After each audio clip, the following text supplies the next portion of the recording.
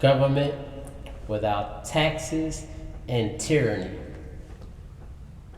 Anyone may so arrange his affairs that his taxes shall be as low as possible. He is not bound to choose that pattern which will best pay the treasury. There is not even a patriotic duty to increase one's taxes. Supreme Court Justice, learned hand. When are we, the people, going to choose freedom again? Are we going to continue to work for tyrants and pay them handsomely with our hard work and lifeblood? In 1990, Americans worked from January 1st to May 8th just to pay their income taxes. This is what we are now called. This is what is now called the tax season, as if the other 4 seasons weren't enough. Give yourself a raise. Untax yourself from the IRS, the federal United States government, and its political subdivisions. Tax and spend bureaucrats and elected officials who are destroying this country and bankrupting us into economic slavery.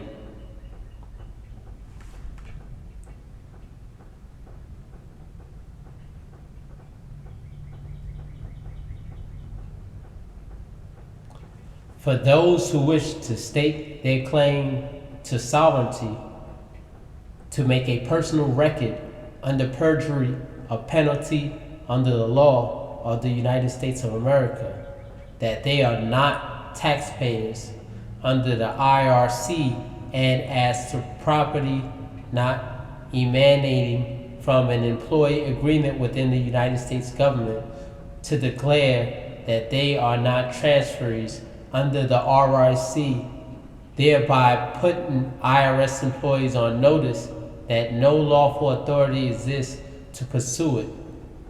Frank Kowalkit, IRS humbug.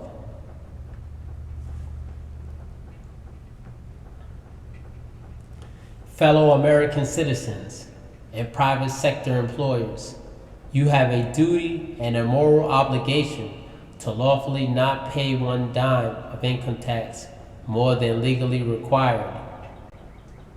If you only knew where your income tax money went and how it was spent, you refuse to pay income tax on the ground of principle alone. The law is solidly on the side of the sovereign state citizen with regards to the income tax. Under the Constitution and the common law, the federal United States government was forbidden to borrow money, delegate the authorities to create money, or impose a direct tax upon the American citizens. Prior to 1913, when the federal United States government needed money to finance this war or that, it had to sell bonds to the state citizens to raise the necessary money. Most of the taxes we presently pay are unnecessary. According to the Grace Commissioner report, not one dime of your income tax pays for government services. Government services are primarily funded through excise taxes. We, the people, can have good government without income tax, usury, and exploitation if we choose.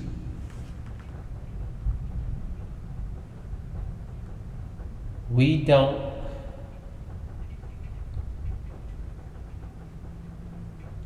need to live in a social welfare state to be able to take care of human needs.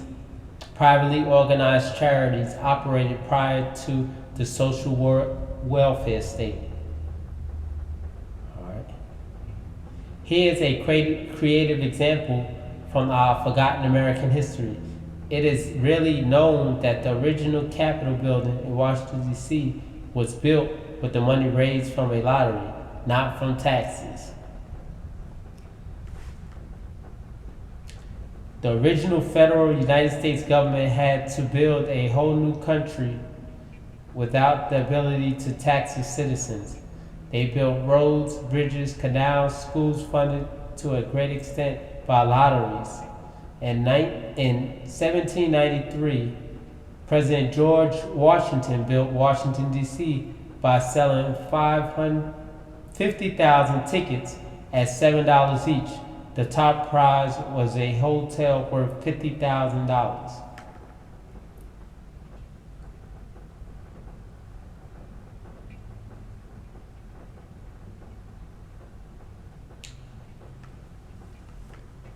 Here's a few interesting facts that contract the federal debt to the increasing size of an expanding federal government. The federal government was virtually debt-free with a balanced budget from 1789 to 1860.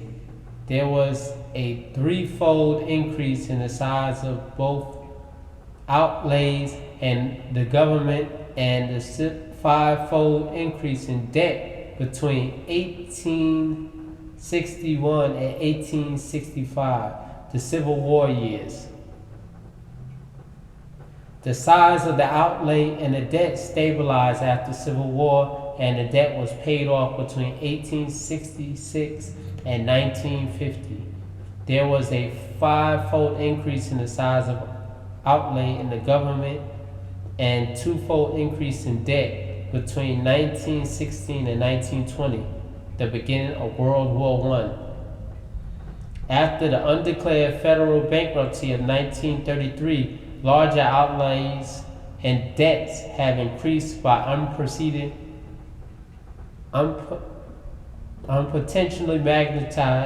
magnitude into the present.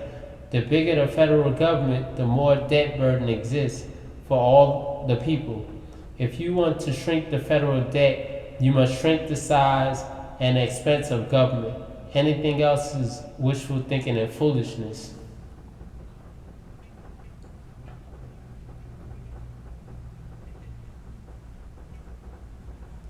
Also, the amount of federal aid to the states has decreased by 80% from 1970 to 1990. When the services and benefits that American people have grown accustomed to are cut, and people are left holding the bag of debt obligations. There are many alternatives to centralized big government borrow and spend policy that eventually bankrupt the people and put them into chains of economic slavery. We, the people, must liberate ourselves from this tyranny and apply the necessary intelligence to create solutions.